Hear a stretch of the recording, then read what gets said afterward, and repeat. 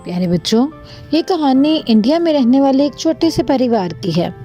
इस परिवार में 3 लोग थे, मुकेश, उसकी माँ और उसका बाप। वो तीनों अच्छी जिंदगी गुजार रहे थे, लेकिन मुकेश को अपनी जिंदगी में किसी की कमी महसूस होती थी और वो कमी थी एक अच्छे जीवन साथी की। अब वो चाहता था कि जल्दी से उसकी शादी हो जाए। सिर्फ वो ही नहीं, उसके माँ बाप भी यही चाहते थे कि उसकी जल्दी से शादी हो जाए। एक दिन ऐसा ही हुआ। मुकेश बाहर गांव की सैर के लिए जा रहा था कि उसे वहां एक बहुत खूबसूरत लड़की नजर आई। वो उस लड़की को देखते ही अपना दिल दे बैठा। वो उसके पास गया और उससे पूछने लगा, सुनो, तुम कौन हो और यहाँ पे कैसे आई हो? तुम्हें पहले तो कभी इस गांव में नहीं देखा। क्या तुम हमारे गांव में नहीं आई हो या कोई मेहमान हो, किसी फैमिली, किसी परिवार के यहाँ रहने के लिए आई हो? नहीं भाई, मैं तो यहाँ पे आती रहती हूँ। शायद आपने मुझे पहली बार यहाँ देखा है। मैं यहाँ पे खेलने के लिए आई थी। यहाँ पे रहती तो नहीं, मेरा गांव जरा दूर दराज में है, लेकिन मैं यहाँ अक्सर आती रहती हूँ। हमारे यहाँ कोई जानने वाले तो नहीं है, लेकिन मुझे दूर दूर जाने का शौक है। बस इसी मकसद के लिए मैं यहाँ आ जाती हूँ। मुकेश को ये सुन के बड़ा अच्छा लगा। अब तो वो अक्सर ही उससे मिलने के लिए आ जाता। आहिस्ता आहिस्ता उन दोनों में अच्छी दोस्ती हो गई। इस तरह से वो अक्सर इकट्ठे खेलते, कभी बैडमिंटन तो कभी बेसबॉल खेलते थे। इस तरह से दोनों में बहुत अच्छी खासी गहरी दोस्ती हो गई। फिर एक दिन मुकेश उससे कहने लगा कि सुनो, मुझे तुम्हारे साथ वक्त गुजारना बहुत अच्छा लगता है। मैं चाहता हूँ कि मैं ज्यादा से ज्यादा वक्त तुम्हारे साथ गुजारूं। क्या तुम्हें अच्छा लगता है मेरे साथ इस तरह से वक्त गुजारना? कहने लगी, हाँ हाँ, क्यों नहीं। क्या आपको नहीं लगता कि मैं ज्यादातर इसीलिए यहाँ भी आती हूँ ताकि आपके साथ ज्यादा से ज्यादा वक्त गुजार सकूं। सिर्फ आपको ही नहीं, मुझे भी आपके साथ वक्त गुजारना बहुत अच्छा लगता है। मुझे ऐसा लगता है कि शायद मेरी जिंदगी की कोई कमी दूर हो गई हो। और फिर मुकेश ने अपने माता पिता को उसके घर भेजने का फैसला किया। जब उसके माँ बाप राधा के घर गए तो उनको उससे मिलके अच्छा लगा। उन्हें वो बहुत मासूम सी लड़की लगी। मुकेश के बाप ने उससे पूछा कि बताओ, तुम यहाँ अकेली रहती हो? क्या तुम्हारे माता पिता में कोई नहीं है? क्या तुम्हारा कोई बहन भाई नहीं है? तुम यहाँ अकेली कैसे रहती हो? आखिर कैसे हो सकता है कि कोई लड़की अकेली रहती हो? तुम्हें डर नहीं लगता? तुम्हारे खाने पीने का सारा खर्चा कैसे और कौन पूरा करता है? मैं तो परेशान हो गया हूँ ये देखकर कि एक जवान लड़की अकेली एक घर में रहती है। नहीं अंकल, ऐसा नहीं है। मैं असल में पहले अकेली नहीं रहती थी। मेरे माता पिता मेरे साथ रहते थे। अभी कुछ अर्सा पहले ही उनका देहांत हो गया। बस उस वक्त से मैं अब अकेली रहती हूँ। और अब मुझे कमी इसलिए नहीं होती किसी चीज की, क्योंकि मेरे माता पिता मेरे लिए काफी कुछ छोड़ के गए हैं। उनका छोड़ा हुआ जो है, उसी से मैं अपना गुजारा करती हूँ और अच्छा वक्त गुजर जाता है। बहुत अच्छी बात है बेटी, मुझे तो तुमसे मिलके बहुत अच्छा लगा। आखिर तुम इतनी नेक, इतनी अच्छी बच्ची हो कि अपने माँ बाप के बाद बिल्कुल अकेली रह रही हो और फिर भी किसी बुरे काम की आदत नहीं तुम्हें। मुझे देखकर बहुत खुशी हुई। मेरा बेटा तुम्हारे साथ बहुत खुश रहेगा। और इस तरह से वो माँ बाप बहुत मुतमईन होके अपने घर आ गए। उन्हें बहुत अच्छा लगा था राधा से मिलकर। उन्होंने फैसला कर लिया था कि यही उनके बेटे की बीवी बनेगी। जब वो घर आए तो उन्होंने मुकेश को थोड़ा चौंका दिया। थोड़ा इस तरह से मुंह बनाया जैसे वो बहुत मायूस हों। माँ का तो गुस्से से बुरा हाल लग रहा था। वो कुछ मायूस भी लग रही थी और कुछ गुस्से में भी। तो फौरन मुकेश ने उनसे पूछा, माँ, आप कहाँ जब गए थे, क्या बना? क्या आप राधा से नहीं मिले? क्या आपको उससे मिलके अच्छा नहीं लगा? तो ऐसे पोज कर रही थी जैसे बहुत मायूस हो। बाप से कहती, बताइए जी, क्या कह रहा है ये? कैसी थी वो लड़की जो इसने पसंद की है? बहुत अच्छी पसंद है इसकी तो। बाप थोड़ा होशियार था। वो कहने लगा, मैं क्या बताऊं? इसको खुद बताओ कि क्या पसंद कर बैठा है। इसी को यही जाने और इसकी पसंद जाने। हाँ हाँ, बस इसको कौन रोक सकता है। जो पसंद कर लिया बस उसी पे दिल आ गया। हम कौन होते हैं इसको रोकने वाले। मुकेश तो बहुत परेशान हो रहा था उनकी बातें सुन के, लेकिन फिर उन्होंने उनको सच सच बता दिया कि हाँ, वाकई में वो लड़की बहुत अच्छी है और उसके साथ वो उसकी शादी करने के लिए मान गए हैं। और इस तरह से शादी की तैयारियां होने लगी और शादी का दिन आ पहुंचा। राधा और मुकेश दोनों एक दूसरे के साथ बहुत खुश थे। उन दोनों में अच्छी दोस्ती तो पहले ही हो गई थी और वो बहुत अच्छे जीवन साथी और बहुत अच्छे पति पत्नी भी बन गए थे। और इस तरह से लगता था जोड़ी दुनिया की बेहतरीन जोड़ी हो। दिन के वक्त राधा बहुत अच्छी बीवी साबित हुई। वो घर के सारे काम करती, किसी को कोई शिकायत का मौका ना देती थी। सारा दिन सफाई वगैरह में लगी रहती, खाना बनाती। और मुकेश तो उसको देख देख के बहुत खुश होता। उसको अपनी पसंद पर बहुत नाज था। लेकिन चंद दिन की से ज़्यादा ये खुशी कायम ना रह सकी। ऐसा हुआ कि रात को राधा सोते सोते कहीं जाने लगी और मुकेश को लगा कि मुझे वहम हो रहा है। लेकिन उसने जब गौर किया तो उसका चेहरा भी रात को कुछ बदल जाता और वो आधी रात के वक्त उठ के बाहर की तरफ चली जाती। मुकेश को लगा कि शायद उसको नींद में चलने की आदत है, इसलिए उसने थोड़ा इग्नोर कर दिया और वो सोया रहा। लेकिन वो रात के वक्त उठ के गायब हो गई और कहीं चली गई। दिन के वक्त सब लोगों के सामने वो उसी तरह एक नॉर्मल रूटीन गुजार रही थी, लेकिन मुकेश अंदर से बहुत परेशान हो चुका था। वो जानता था कि उसको कोई ना कोई मसला तो ज़रूर है, पता तो लगाना पड़ेगा कि आखिर मसला है क्या था। और फिर वही हुआ कि रात के वक्त राधा आधी रात को उठ के दोबारा से वहीं उसी तरह से चलने लगी। मुकेश गहरी नींद ना सोया हुआ था क्योंकि वो पहले से ही बहुत परेशान था और इस राज को जानना चाहता था कि आखिर ये सब है क्या। उसको कुछ बेवफाई का डर भी था कि कहीं राधा कुछ गलत तो नहीं कर रही, लेकिन वो ऐसा सोचना नहीं चाहता था। आखिर उसने उसका पीछा करने का फैसला किया। जब वो उसके पीछे गया तो वो ये देख के हैरान रह गया कि राधा तो बिल्कुल गैर इंसानी सूरत हाल में लग रही थी। उसके बाजू पीछे की तरफ मुड़े हुए, टांगें पीछे की तरफ मुड़ी हुई और दरख्त के नीचे उल्टी लटक रही थी। वो ऐसे हवा में झूल रही थी जैसे कोई पेंडुलम झूल रहा हो। मुकेश के तो पाँव के नीचे से ज़मीन निकल गई।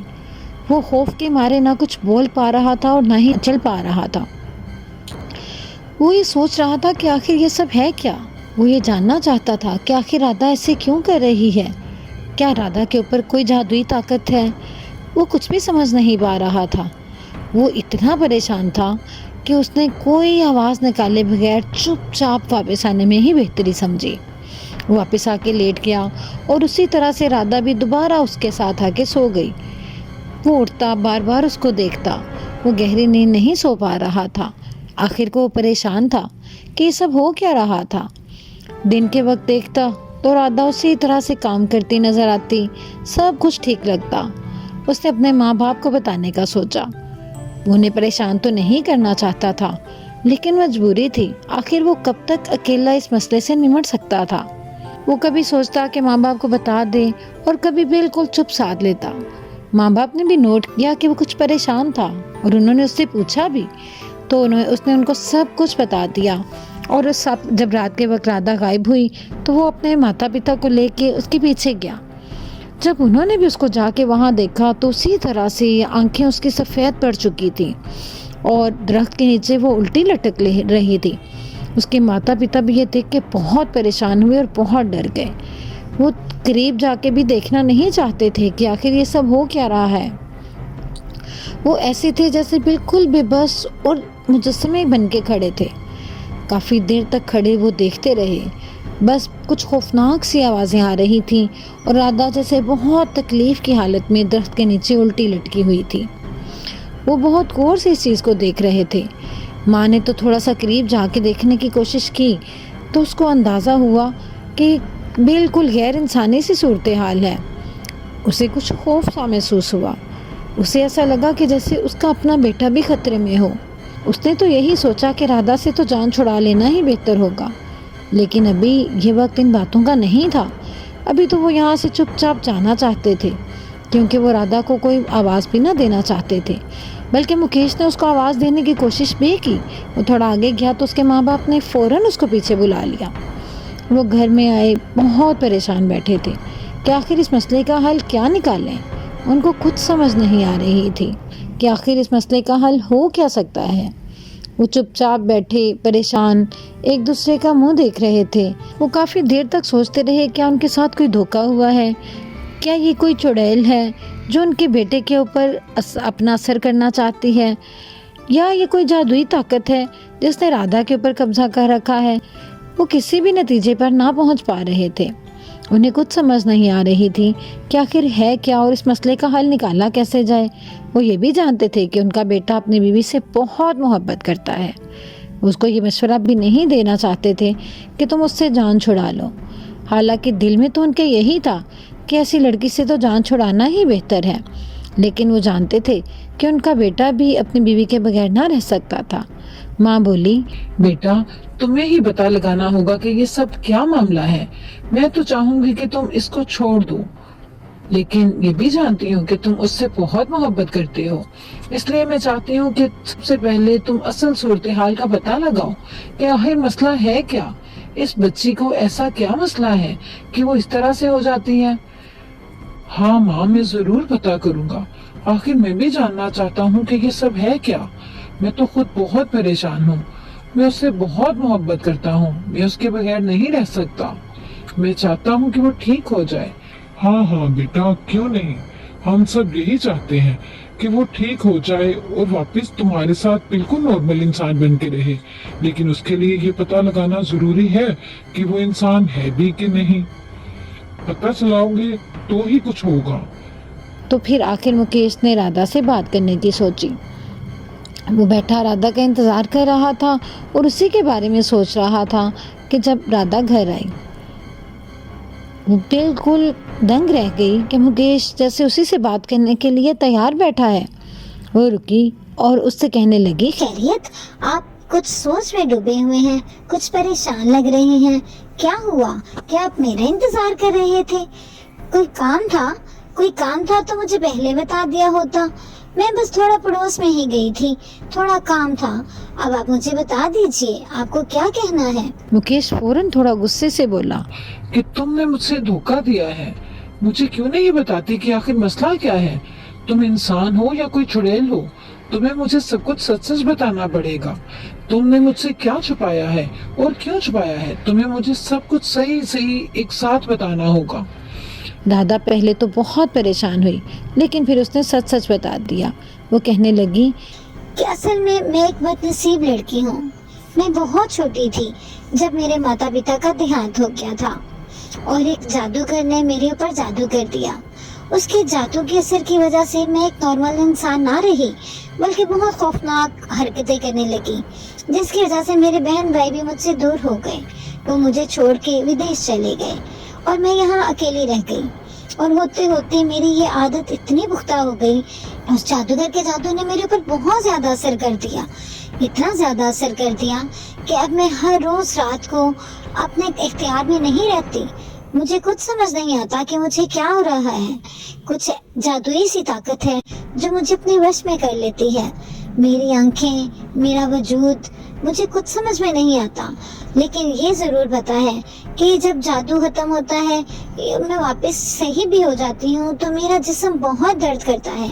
मुझे ऐसे लगता है जैसे मुझे ढेरों डंडों के साथ पीटा गया हो। मैं खुद अपनी इस हालत से बहुत परेशान हूँ। मैं नहीं जानती कि मैं इस आदत से कैसे छुटकारा पा सकती हूँ। मैं उस जादूगर के जादू से कैसे निकल सकती हूँ। मुकेश बोला, लेकिन तुम्हें मुझे बताना चाहिए था। तुमने मुझसे आके ये सब क्यों छुपाया। छुपाने की कोई वजह तो होगी ना। तुम्हें क्या लगता था कि मैं तुमसे मोहब्बत नहीं करता? क्या मुझे ये मालूम होता तो मैं तुम्हें छोड़ देता? हरगिज नहीं। जब मैं तुमसे मोहब्बत करता हूँ तो मैं कैसे तुम्हें छोड़ देता। आप सही कह रहे हैं, मुझे माफ कर दीजिए, लेकिन सच तो ये है कि मैं भी आपसे बहुत ज्यादा मोहब्बत करती हूँ। मैं डर गई थी कि ये ना हो कि सच पता चलने के बाद आप मुझे छोड़ दें। मैं नहीं चाहती थी कि आपसे दूर रहूं। बस यही वजह थी कि मैंने झूठ बोला। आप यकीन कीजिए, मैंने आपको कोई धोखा नहीं दिया, ना ही आपको धोखा देना मेरा मकसद था। मैं तो सिर्फ आपके साथ जिंदगी गुजारना चाहती थी। आप यकीन करें, मैं खुद बहुत चाहती हूँ, मैं इस जादू से छुटकारा पाना चाहती हूँ। मैं बहुत ज्यादा तकलीफ में हूँ, आप मेरी मदद कीजिए प्लीज। देखें, आप प्लीज इस बात को लेके मुझसे नाराज ना होइएगा। मैं आपकी नाराजगी बिल्कुल बर्दाश्त नहीं कर सकती और ना ही मैं आपसे दूर रह सकती हूँ। प्लीज कुछ तो कुछ कीजिए, आप मेरी मदद कर सकते हैं ना? आप नाराज तो नहीं होंगे ना? प्लीज इतना बता दीजिए कि आप मुझसे नाराज तो नहीं है ना? प्लीज मुझे माफ कर दीजिए, मेरी गलती जरूर बहुत बड़ी है, लेकिन मेरा मकसद गलत नहीं था। मैं आपको धोखा देना या आपसे झूठ बोलना तो ना चाहती थी, लेकिन मेरी मजबूरी थी। मैं डरती थी कि कहीं आप मुझसे दूर ना हो जाएं। मैं आपको कभी भी खोना नहीं चाहती थी। प्लीज आप मेरी ये बात समझ लीजिए। और अब मुकेश बहुत परेशान था, लेकिन उसने उससे वादा किया कि वो उसकी मदद ज़रूर करेगा। और उसकी मदद करने के लिए उसने अपने घर वालों से भी मशवरा किया और उन्होंने एक तांत्रिक को बुलाया। वो तांत्रिक बहुत पहुंचा हुआ था। उस तांत्रिक ने बहुत सारे मंत्र राधा के ऊपर पढ़े। तांत्रिक ने राधा को गौर से देखा और वो देखते ही पहचान गया कि आखिर कोई ना कोई मसला तो ज़रूर था। वो जान गया था कि ये कोई जादुई ताकत थी जो उस बच्ची के ऊपर कब्जा किए हुए थी और उसने अपना मंत्र पढ़ना शुरू किया। ए जादुई चीज, इससे निकल जा, इसकी जान छोड़ दे, इस लड़की के अंदर से निकल जा। और इस तरह से वो अपना मंत्र उसके ऊपर पढ़ता रहा और पढ़ते पढ़ते राधा बिल्कुल नडाल से होने लगी। तांत्रिक मंत्र पढ़ता जा रहा था और राधा की हालत बदलती जा रही थी। पास खड़ा मुकेश और उसकी माँ ये सब कुछ देख रहे थे कि आखिर ये सब क्या हो रहा था। और फिर राधा ज़ोर ज़ोर से रोने लगी, जैसे कोई चीज़ उसके बहुत तंग कर रही हो। और तांत्रिक ने अपना मंत्र पढ़ना जारी रखा और फिर आखिर राधा बिल्कुल नडाल होके गिर सी गई। और इस तरह से तांत्रिक ने बताया कि अब ये चीज़ अपना इसका पीछा छोड़ चुकी है, अब ये बच्ची बिल्कुल जादुई असर से बाहर है। और इस तरह से अब पूरा परिवार बहुत खुश हुआ। मुकेश, उसकी माँ, उसके बाप और राधा अब एक खुशहाल ज़िंदगी गुजारने लगे थे, क्योंकि उनके दिल से वो शक, वो वहम निकल चुका था कि राधा ने उनको धोखा दिया। बल्कि अब वो जान चुके थे कि राधा तो खुद बहुत मासूम थी, वो तो खुद किसी के जुल्म का शिकार हुई थी। और इस तरह से अब वो अपने घर में अपनी इज्जत और अपनी मोहब्बत दोनों हासिल कर चुकी थी।